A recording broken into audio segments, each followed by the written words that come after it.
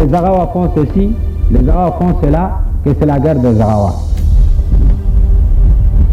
C'est un grossier mensonge. Nous savons très bien, Zaghawa ou autres sont profondément attachés aux institutions de la Troisième République. Et que le fait qu'il y ait quelques enfants trompés soient partis dans la Légion islamique, cela ne signifie pas que les Zaghawa sont contre le gouvernement de la Troisième République, sont contre l'unité nationale. Non! Combattez ces propagandes divisionnistes, ces propagandes qui cherchent à affaiblir l'unité nationale.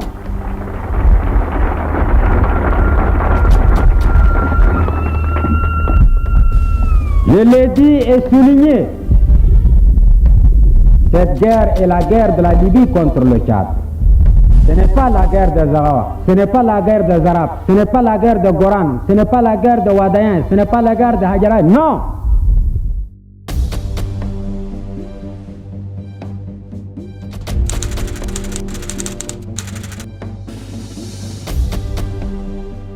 « 7 juin 1982, date à laquelle les fans, entendues Forces armées du Nord, installe Hissène Habré au pouvoir suite à une longue guerre menée contre les forces de Gokoni Wedeï, qui entre-temps était le président du Tchad, soutenu par le guide de la révolution libyenne, le colonel Muammar Kadhafi. S'ensuit des multiples guérillas, au nord dominées par les forces armées populaires, les FAP, les Kodos au sud et le CDR sillonnent du nord à l'est du pays. Les forces de Fan font face à de multiples fronts. En cela s'ajoute l'extension de l'occupation libyenne au-delà de la bande d'Aouzou, atteignant presque l'entièreté du territoire de la grande Borkou Ennedi Tibesti. Alors, le Tchad devient le théâtre d'une guerre dévastatrice et interminable. De 1982 à 1986, victoire après victoire, les forces d'Hissène Habré, dirigées par Hassan Diamous et Idriss Déby Itno, s'emparent de toutes les localités autrefois occupées par ces divers mouvements armés, à l'exception de la partie occupée par les Libyens. Maintenant qu'il ne reste qu'un seul front à faire face, les ceintures se resserrent au sein de l'armée tchadienne pour en finir définitivement avec cette invasion qui a tant duré depuis les années 70. Cette dernière phase du conflit tchado-libyen se déroule au nord du Tchad et donc au sud de la Libye entre janvier et septembre 1987. La défaite fut écrasante et honteuse pour les Libyens et leurs alliés. Kadhafi perd un dixième de son armée, un grand nombre de blindés et d'aéronefs. Le général Khalifa Haftar, commandant en chef des opérations et compagnon de Kadhafi, est alors capturé en compagnie de milliers de soldats libyens. L'armée tchadienne sort victorieuse et la guerre est terminée. Mais la jouissance de la reconquête du Nord, qui promettait une stabilité durable, ne fut qu'une illusion pour les combattants de la reconquête, puisqu'Hissène Habré n'a rien perdu de son implacable cruauté. Aussitôt, il chercha à raffermir sa politique dictatoriale, même au sein de sa propre armée. Hissène est en train de faire tout pour éparpiller les Zaghawa. Donc, au moment venu, le comité a envoyé le défunt Hassan Diamous à Paris. Je me trouvais à Paris. Il est venu de faire une déclaration en tant que chef d'état-major de Fante pour demander à l'armée de quitter N'Djamena pour faire face à la dictature d'Hissène Habré. Moi, j'étais avec le défunt Mohamed Abdelkarim Hagar à Paris, avec Sidik Fadel Kitir, l'Aïramoum. Hassan, quand il est venu, il devait faire une déclaration. Le deuxième jour, il est venu dire que les gens de N'Djamena ont demandé à ce qu'il reporte sa déclaration. Il était venu dans le but de me voir et aller en Libye voir le colonel Gaddafi pour aider également la nouvelle rébellion. Je crois que Mohamed Ibrahim Itno qui a quand même insisté pour que Hassan Diamouz retourne en N'Djamena. Je lui avais dit, vous êtes en train de vous aviser avec Hissène Habré. Et je lui ai dit, il faut faire ta déclaration. Comme ça, tu vas faire ta déclaration. Ceux qui vont être tués par Hissène, qu'ils les tuent. Qui vont être arrêtés, qu'ils les arrêtent. Mais il ne faut pas quand même reporter.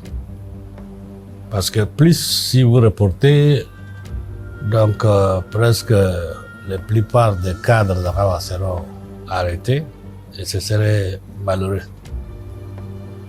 Au fur et à mesure qu'il consolide son pouvoir dans le sang et la terreur, Hissène Habré s'emploie à exercer un contrôle absolu sur cette armée. Les principes de la hiérarchie ont été intervertis.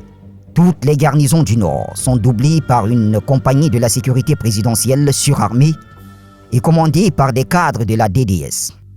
Les forces armées régulières sont payées de façon dérisoire une fois par an, alors que l'ASP, la sécurité présidentielle, au vu et au su des combattants, perçoit mensuellement des soldes très élevés. Les militaires, comme la population, supportent de plus en plus mal l'arrogance du système auquel tout est permis. Dans un premier temps, la venue de Hissène Habré a été vue comme un ouf de soulagement par rapport au régime des tendances et de tout ce bouleversement. Mais la population tchadienne n'a pas mis longtemps pour désenchanter, n'est-ce pas, le régime de Hissène Habré, parce que au fur et à mesure que Hissène Habré assoyait, n'est-ce pas, son pouvoir, on se voyait pris, n'est-ce pas, dans un étau, parce que on pouvait pas vivre de sa liberté comme on l'entendait. Tout était, n'est-ce pas, soupçonné. Vous écoutez une radio, vous êtes soupçonné. Vous voyagez, vous êtes soupçonné. Vous êtes dans une réunion, vous êtes soupçonné. Donc ça signifie que les 8 ans de Hissène Habré, c'était du cataclysme. C'était en fait un régime, on se trouvait dans une jungle. Parce que personne ne pouvait faire confiance en personne.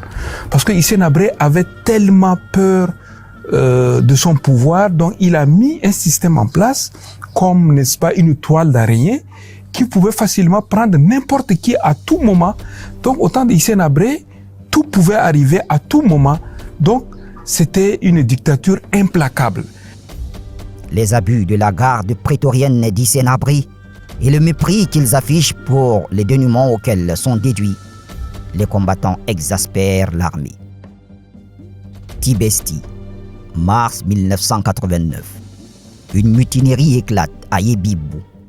Mais les représailles furent sanglantes. Bilan, plus de 300 soldats abattus sans aucune forme de procès.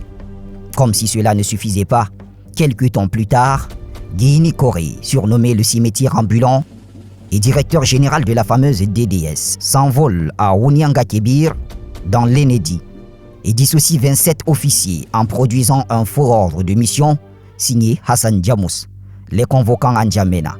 Le piège est alors tendu avec succès. Hissène Habré a arrêté la plupart des cadres Zaghawa et dont les grands officiers tels que Yacoub Sénine ont été arrêtés. Donc ils ont arrêté la plupart des cadres des officiers Zaghawa et il restait seulement arrêter quelques cadres dont Idriss Déby, Daoussa, Ibrahim Itno, Hissène Marabout. Ces guerriers redoutables de la reconquête du Nord sont pris en otage et une fois au terrain d'aviation de N'Djamena, leurs sorts sont scellés. Une partie de ces hommes sera massacrée à leur arrivée, dont leur chef Yacoub Sinine Karda. Le motif, accusé d'ordir un complot contre Hissène Habré. En moins d'une semaine, l'ASP va liquider des centaines de combattants. Alors que le combattant en chef, Hassan Diamous, n'est pas informé ni le colonel Idriss Déby Itno, son conseiller à la défense. La réaction est foudroyante. Soupçonné de complot, Habré commence à s'agiter et voit en eux des adversaires à son pouvoir. Aussitôt, le bras de fer entre les frères révolutionnaires commence à se muscler. Sans tarder, la fameuse réunion du 17 mars se tient au palais présidentiel et des décisions fermes sont prises. Elle regroupait 17 officiers de rang, entourage immédiat. Ces officiers, pour la plupart, ont avec lui des liens de parenté. La réflexion porte alors sur la situation politique et militaire du Tchad. Habré tire lui-même les conclusions de la réunion de travail. Le dernier congrès de l'UNUR a mis à jour l'échec de notre système. Il faut frapper fort pour procéder à une véritable confiscation des responsabilités, installer des hommes sûrs dans tous les postes de décision et raffermir le pouvoir. Chacun de vous doit intervenir directement. Vos missions sont claires. Éliminer physiquement certains collaborateurs considérés comme dangereux, ainsi que plusieurs officiers, des cadres et des hommes d'affaires jugés douteux ou rétifs. Rien ne transpire de cette réunion. Rien ne filtre. Et surtout pas la troisième ou le troisième volet du plan qui a pour objectif la liquidation physique du colonel Idriss Déby Itno, conseiller à la présidence de la République chargé de la défense et de la sécurité, et celle de Hassan Diamous, chef d'état-major général des armées. À l'énoncé de ce plan, Hissène Habré martèle mot à mot, les officiers du premier cercle, la peur au ventre, observe un silence glacial. Il fait savoir à ces derniers que le lien avec ces hommes est définitivement rompu, qu'ils devraient être appréhendés par tout moyen et en toute discrétion. Quelques jours plus tard, 2 officiers proches de Hissène Habré et participant à la réunion du 17 mars débarquent chez Déby. Dans la soirée, ne pouvant admettre que les 2 chefs historiques de l'armée soient livrés aux tortionnaires et décident de l'informer sur la menace qui pèse sur eux. Il les écoute sans réagir, puis demande la date prévue pour leur arrestation. Ces derniers lui font comprendre qu'il s'agit du lendemain, dans le noir, car il ne pourrait pas opérer en plein jour par crainte des réactions des soldats. Les 2 officiers se dissimulent. Déby informe Diamous de la situation. Il se donne rendez-vous le lendemain à 21h. La tension monte dans la capitale tchadienne et rien ne va plus. Le 28 mars, Idriss Déby et Hassan Diamous se concertent. Diamous est partant pour un assaut direct sur un cortège présidentiel. Il décide de foncer sur Habré et sa garde rapprochée. Mais certains d'entre eux se posent à cette option suicidaire. Entre-temps, la sécurité présidentielle de Hissène Habré et la sinistre DDS ont déjà commencé à rafler des hommes considérés suspects, tous appartenant à la communauté Zahrawa. Désormais, placés sous haute surveillance, leurs grands cadres font preuve d'une prudence extrême. En fin de matinée, un enquêteur va faire un tour du côté des cantonnements de l'ASP. Il y décompte l'effectif d'un bataillon en attente d'une action opérationnelle. Des jeeps armés de mitrailleuses, bandes de cartouches engagées, sont rassemblés dans la cour centrale. Les réunions se multiplient au sein de la DDS. Dans la soirée, 2 groupes distincts quittent séparément le domicile de Déby et la villa jaune de Diamous. Ils se dirigent vers le point de rendez-vous. Il est 21h. Autour des 2 comme chefs, les hommes se comptent. 55 éléments, dont 11 civils, tous révoltés par le comportement abject du président.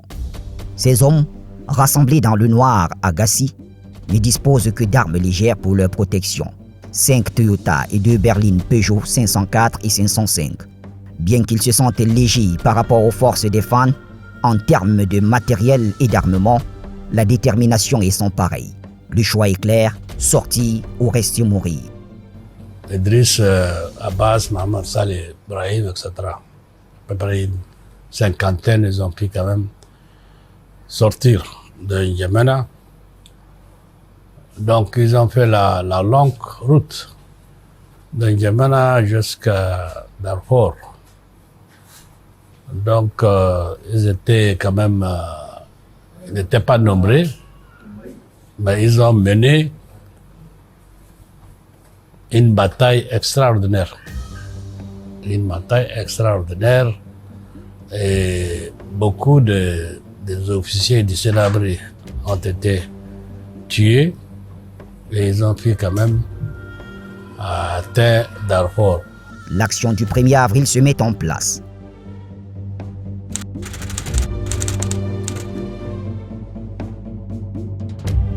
La sortie était une série d'assauts et de batailles. Une chevauchée audacieuse tout au long du chemin sur plus de 1000 km. Ils vont devoir traverser des massifs montagneux, des rivières sèches, des étendues de pierrailles et de collines. Le 2 avril, à 4 heures du matin, les nouveaux révoltés investissent le quartier général de la zone militaire numéro 4 à Dorbali. Le bilan est prometteur. Quelques têtes ralliées, dont Ahmad Sharfaddin et Dillo Barka, des matériels et véhicules récupérés. Dorbali son 4 kinebe. Comme son no kusu sokoya iginebe. Burtodi comme son idoje. Kusu sokoya ber afsai kana ido ko totiye yor ber jamana beji. تو كريه صور دقي دربالي إيرو قصوري أصوبه دربالتا دربالتا إيرو إيمان تلفون ساتليت كاجونو تلفون كاجون نتي راديو ما تمساس كوي راديو جاي وسانتي الراديو نقوي كبرو كدي الراديو رو أول تاعتبي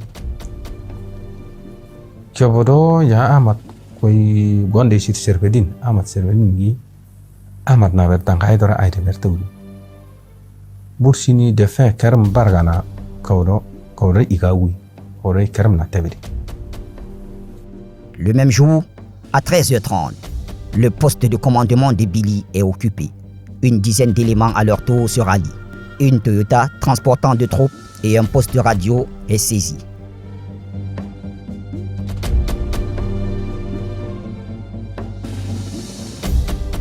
À l'entrée de la ville de Bitkin s'engage un très violent combat. Des renforts gouvernementaux venus de N'Djamena, Bokoro, Melfi, Mongo et Amtiman, fortement armés. Ils attaquent de front. La bataille féroce se poursuit durant 1 heure. 6 compagnies motorisées se débandent. La nuit tombée, la ville est aux mains des insurgés. Une 60aine de morts restent sur le terrain, dont Moussa Tullo, commandant sous-secteur de Melfi et le sous-préfet de Bitkin. Première guerre Tougui, Bitkin Douagde. Bitkin qui ogde qui to Bitkin yani o Tougaro destat no yasini nur begit nare mota wonare yani amat ne tonare o yani o destan o tu destat to ko toto ligi ido son 3 mongoge hukuma anjamiji ido o tebele kitti ede Bitkin du kitti ber ambiskat kile horo to taige arbe to tede atok tatli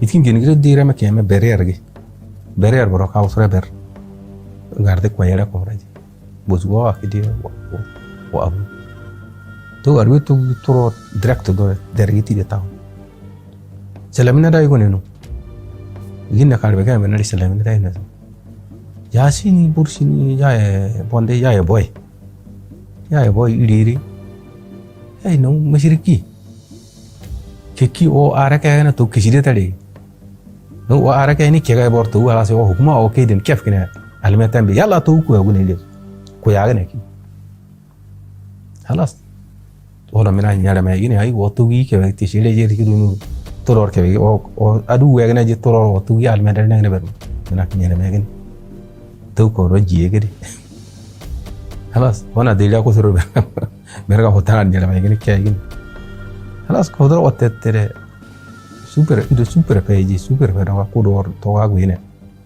خلاص تو تبلا تو بكو ولا توا كورو أسيدور بيني.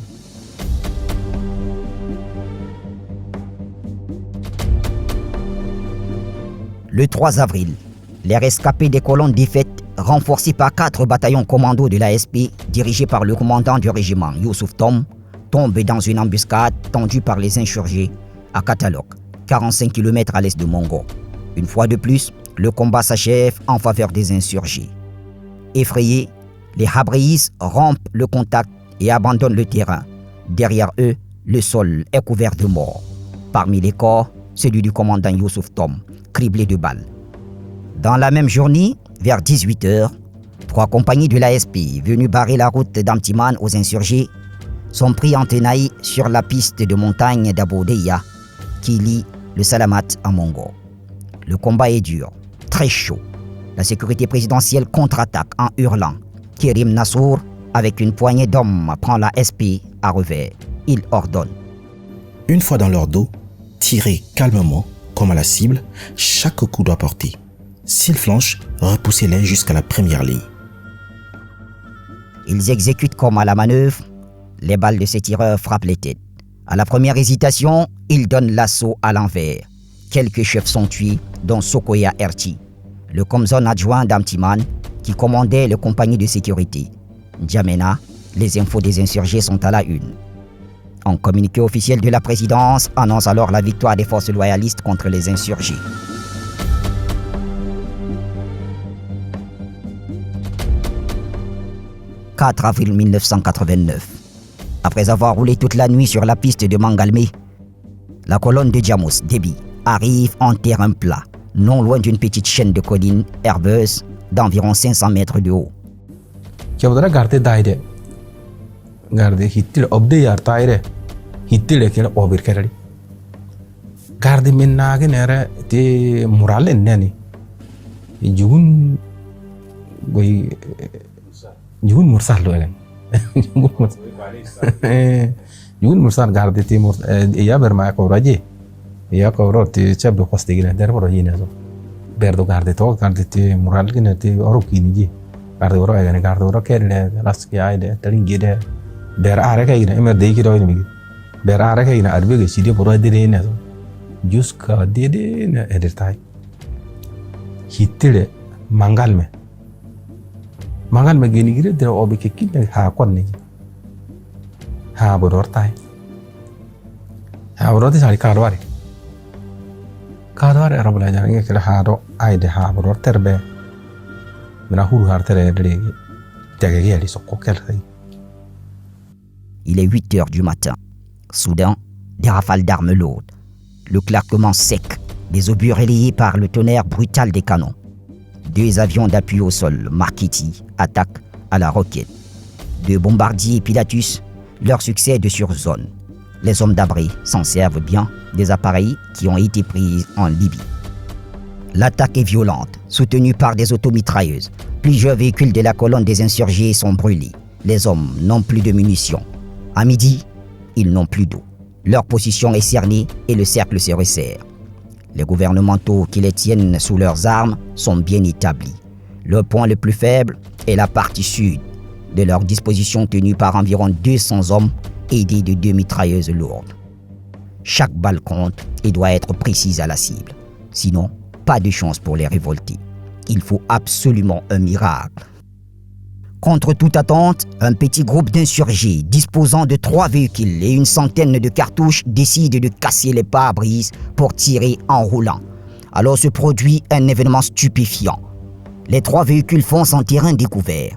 À 100 à l'heure, une Toyota déboule droit sur les mitrailleuses. Accompagné de 2 autres, à quelques minutes, ils tuent une vingtaine de gouvernementaux.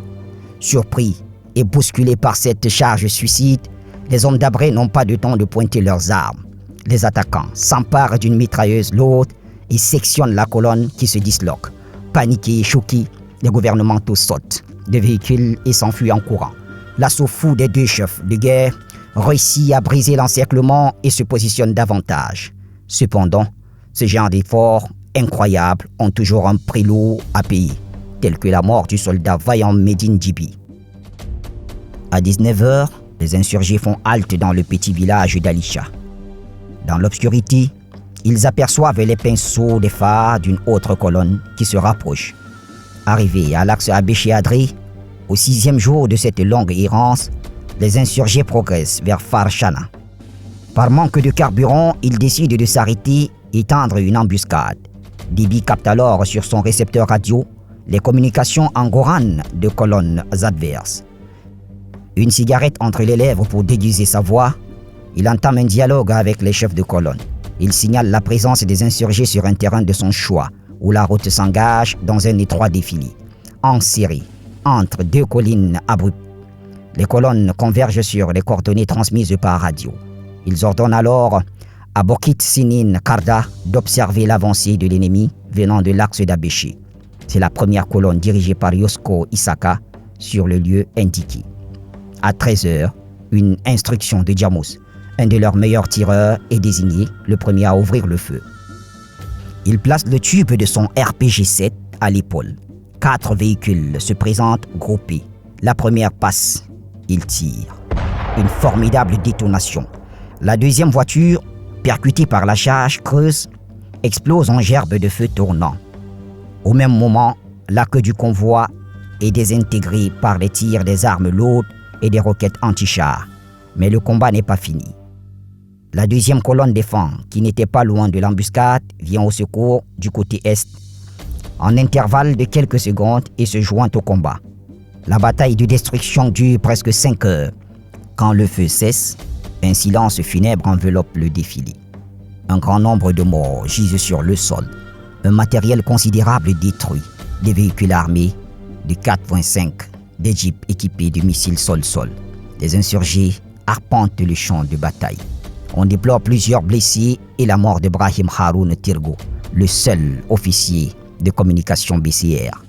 De l'autre côté, ils reconnaissent successivement les corps de la Fouza Olori, commandant de la région militaire Wadi Biltin, Yosko Isaka, commandant de la région numéro 7, Zakaria Heker, commandant des sous-sections de Gosbeida, Mohamed Djeki, commandant d'escadron blindé de la sous-préfecture de Tiné. Cette embuscade meurtrière dissuade les éléments de poursuivre au moins pour quelques jours. Le 7 avril à 11h, le but est atteint. Les insurgés sont en territoire soudanais.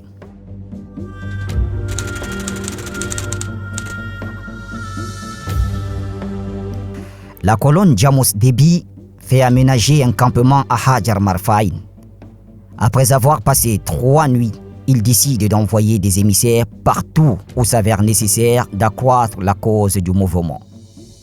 Abbas Kouti est désigné comme émissaire auprès des autorités soudanaises, le gouvernement de Sadiq El-Mahdi.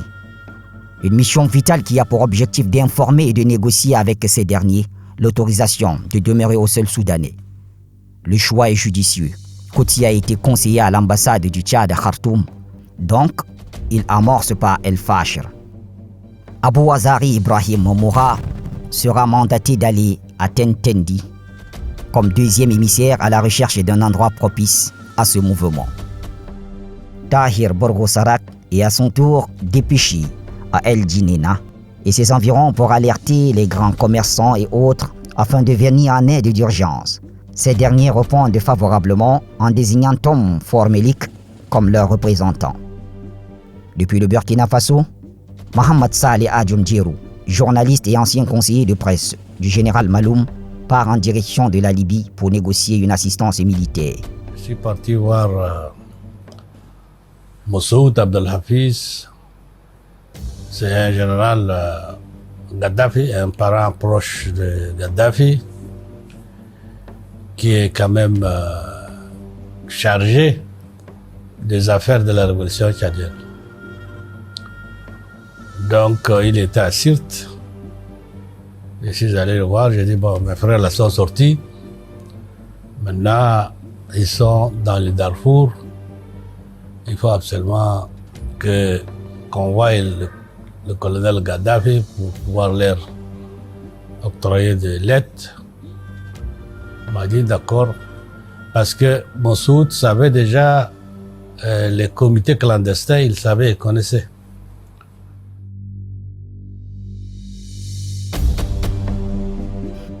Les hommes fatigués ont besoin de souffler, mais ils sont loin d'avoir le repos tant voulu. À 16h, alors que les insurgés sont toujours en territoire soudanais, la foudre tombe des collines de Hajar Marfaïn. Cette fois-ci, l'attaque vient de l'armée soudanaise. Le deuxième jour, les fans violent l'intégrité territoriale soudanaise et mènent des actions contre les insurgés au même endroit, Hajar Marfaïn, la colline maudite. kawro hasara akuri kawro aide ayan mur pai ki kele hatage pomande mare u ke taiki o ma o ha gre ning no ku min nai ga akuri ga ge hagara garo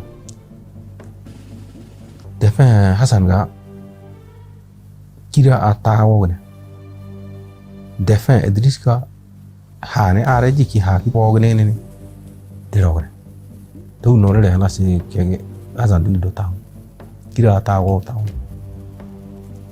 to do eli o mi anage o ashara ke tisha ke tamane ke bigin nero kya urte ragi to ti wo hasar kon ti kya u ke tar ragi to kena porte da na ke difaite re do ke tar ragi o su ke o ya ke re do ke o dare por sa ne ke le juju tali. Trois Toyota brûlent en ronflant. Le feu et l'acier dressent sur la vallée un écran mortel de métal incandescent. Les mitrailleuses lourdes déchirent la tôle des voitures et les corps des combattants. Cette fois, le piège est implacable. Des automitrailleuses bien embossées tirent à coups de canon de 90. Leurs obus passent en sifflant au-dessus des têtes et s'abattent en soulevant des gerbes de terre et de sable à moins de 200 mètres devant. Les assaillants, dirigés par Ahmed Gorou, commandant de l'ASP et commandant des opérations, sont près de 2000 têtes. Engloutis par la précision des tirs, les insurgés sont sérieusement atteints. Les obus les encadrent de près. L'air sent la poudre, la cordite et l'essence brûlée. Ils s'organisent et ripostent, mais ils sont dépassés par le nombre des fans et leurs AML comme de gros tourteaux dans des creux de rochers. Il est 11h. Le combat n'a pas encore cessé. Le cercle ennemi se resserre. 11 AML 90 se démarquent et progressent au canon. Déby interpelle Diamos de se replier sur la colline face au sud. Mais Diamos, blessé au genou, ne peut donc courir ou grimper une côte. Le flanc droit cède. Les obus pleuvent. L'heure est grave. o commandement ki dotra ure igna ka igni mo dara kitti kagle kitti to tel dotra to ke dara gure sokku le ke dara ide mo sini hamat arja ga ega o sini mo robega wa umar jamega o kitu o testen netali hidira jorno na katide hidira aide ke u tektelige adu ka berdo tu su tere adu tere to ke tali ga okaji gida berga hottore gele gina adu do ando ke de kala berdo sede usinde to de secteur gi ani to tekiti to ke na asere tagene to asere tagene to ha to do hoiri halas busi hasan ga koro ke je to tere tabia o prega diska ko tare halas ake ha bor men nan je borot hoyin begin de koro ki ke tere sari koro de oda hasana ga ide o we chef tu do apuni nu apuni tabi to kido to ki gre kana le hasara apuni ko da ide. Malgré les efforts consentis des insurgés, ils observent d'un regard aigu ce qui se passe plus bas. L'ennemi est maître du champ de bataille. Toute la zone est encerclée.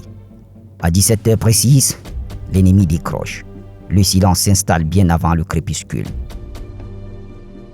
Scindés en deux groupes, les insurgés ignorent leurs positions respectives. Aucune nouvelle de Diamos, aucune trace. Déby et tous ses compagnons ratissent le terrain. La nuit tombée, il fait froid. Les hommes retournent au poste de commandement. Assis en rond, les combattants chuchotent et doutent que Diamos soit encore vivant. Demain, ils reprendront les recherches. En effet, personne ne pense que les fans aient pu capturer Diamos.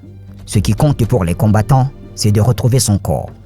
Le 13 avril, ils fouillent les herbes et chaque recoin des rochers, mais aucun signe de Diamos. Toutefois, on retrouve le corps du lieutenant Haroun Moussa, le seul médecin parmi les combattants, et d'autres, tels que Suleiman Moussa Hassan Kossi, Sherif Boukoul, Abdel Jabbar Mohamed et Kishne, sans compter les blessés. Les combattants enregistrent des pertes énormes. Hasan ga ayro gendo hitkende kero didi nazo teragi kero didi na ayde kedre daga idris ki sokonna sobo nenigi Otu kusoroga kuniga dre obigreya. Ero yasini boy sinindu. Yasini no kisega. Tu ya kiri gerdi rekan. Gerdi na suture. Busin no ke baage terayina no ke kaida koida. Tu ta gerda gerdi ke ha ke tu ligi. Aduga juorjonu aduga sona 1 kilo nadi. O kia jido juga ai. Presa Idris ni dia berga osunya be o watibe. Musnya Adam Trap menelia tutur dan yitor. O musin kerem barka ini tor. Ya sekarang Osman di Amat Sega korwa ini tor. Ya sale boy o STTB yaitu UI alas juga rock le jasini boy sini ga gura kagre gitu kunega alas je begin dari so alas berka ai dari alas bero ni ai to alas sih program dua aral sura urban aja kidin ner hemi dari begin dari ai do tu abu tu de tarda sin dari alas begin dari aja technician. Le 14, ils font mouvement sur 5 Toyota vers Wadi Seira. Toutes forces réunies, il ne restait qu'une centaine de combattants. Dans la même zone se trouve le camp d'Orshin. Déby y retrouve le capitaine Becher Moussa Houno, officier paracommando qui dirigeait le camp d'instruction de Mongo, suivi d'un groupe de 47 militaires. Adam Kessou, commandant de la zone militaire d'Amtiman, rejoint le camp. D'autres sont là. Diré Idriss, commandant de la compagnie de Guéreda, avec 27 éléments.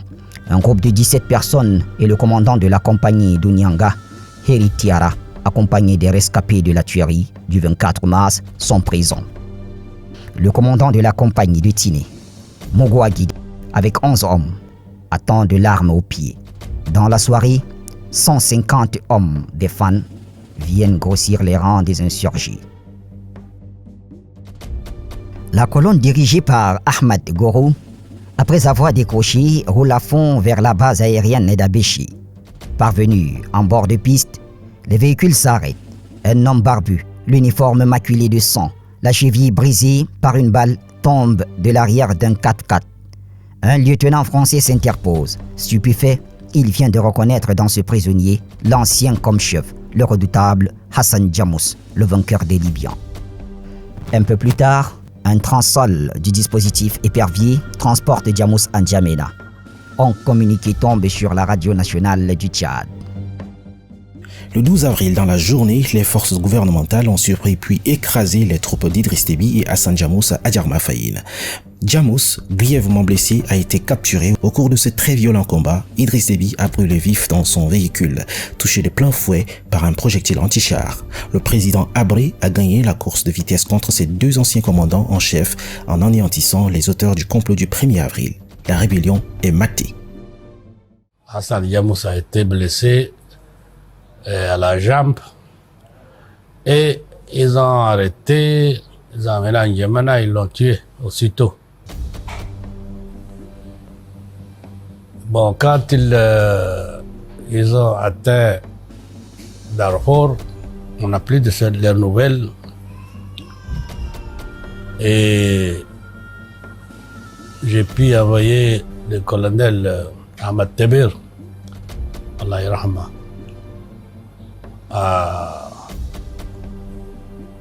au Soudan pour voir où sont-ils nos frères là. Donc, il les a pu quand même trouver dans le Darfour et on nous a mis en contact avec eux. En N'Djamena, l'air est tendu. Les citoyens sont surpris et stupéfaits de cette victoire. Les pro-Abré voient un grand exploit. Abré a non seulement cassé les Libyens, mais écrasé sur leur terrain Déby et Djamous, réputés invincibles. La lueur d'espoir vient d'être étouffée pour la majorité. Plus personne n'ose défier le régime dictatorial. Hissène Habré règne en maître absolu. Ses nombreux succès politiques, diplomatiques et militaires qu'il a accumulés ces dernières années Le ralliement sans aucune concession substantielle des principaux opposants de poids ont sans conteste consolidé le prestige de son régime. On est parti voir le président Kadhafi pour demander de l'aide à l'action du 1er avril. Et Kadhafi avait refusé.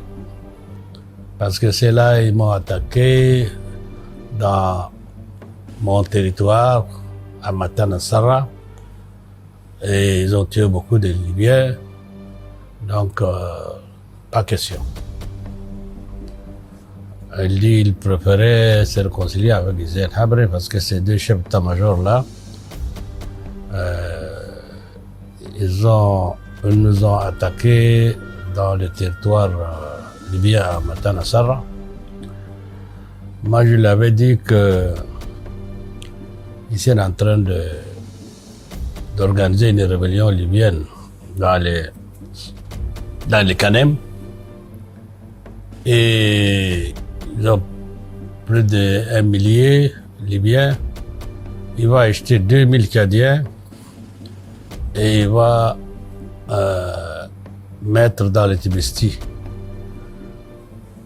Dans les Tibesti, 3000 soldats, ce serait une très grande force. Si 3000 qui sont entrés dans les Tibesti, les Kileb Abdallah, les chiens errants, comme vous le dites, c'est très proche de la Libye. De la Libye, ils vont renforcer la rébellion libyenne.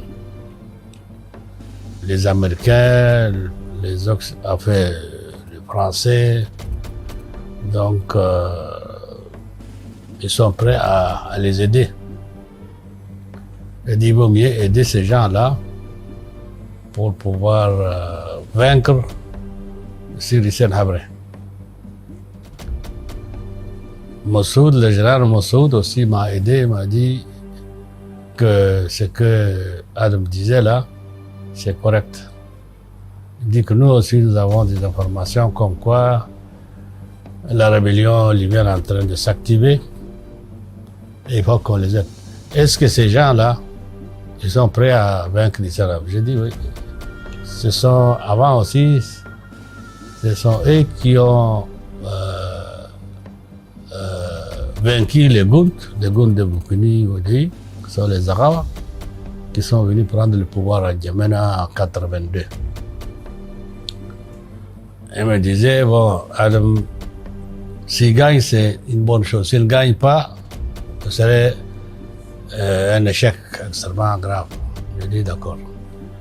Donc c'est comme ça que nous avons demandé à faire venir le colonel Idriss Déby, Abbas Koti.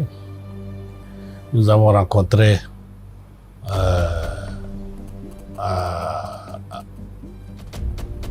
Al-Beida, dans l'est du pays de la Libye. Nous avons rencontré Mossoud avec des officiers importants. Le président Idriss disait que lui n'est pas venu rester dans les hôtels. Il n'avait pas de l'argent. Il voulait des armes, des munitions, des carburants et des habillements pour militaires. Il n'y avait rien, il ne veut plus rester. Ça, les Libyens l'ont vraiment intéressé parce que d'autres cadres tchadiens, des leaders tchadiens, la plupart restaient dans les hôtels et demandaient de l'argent. Contrairement, Idriss quand même n'a pas voulu de l'argent. Il voulait du matériel pour faire la guerre.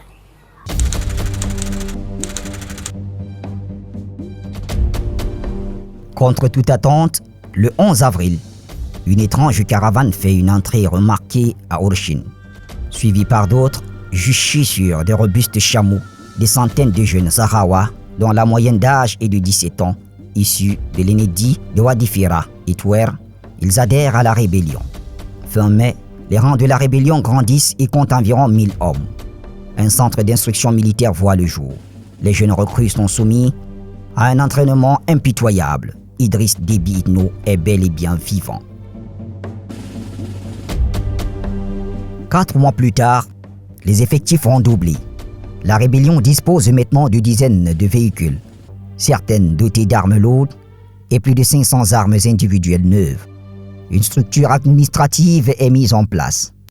Début octobre 1989, Idriss Déby réunit ses officiers et annonce sa volonté de payer la caution en vue de la libération du lieutenant Maldoum Baba Abbas. Le mouvement national pour le salut du Tchad, créé le 6 décembre 1986. Après 2 ans et des efforts considérables menés contre le régime de Habri, il fut détenu à la prison de Kobar à Khartoum. Par contre, ces 280 éléments sont incarcérés dans des prisons d'El Fasher et El Djenena dans la région du Darfour. Les négociations menées à Khartoum ont conduit à la libération de ces derniers. Ils sont arrivés en unité constituée et motorisée. Ils se joignent à la cause.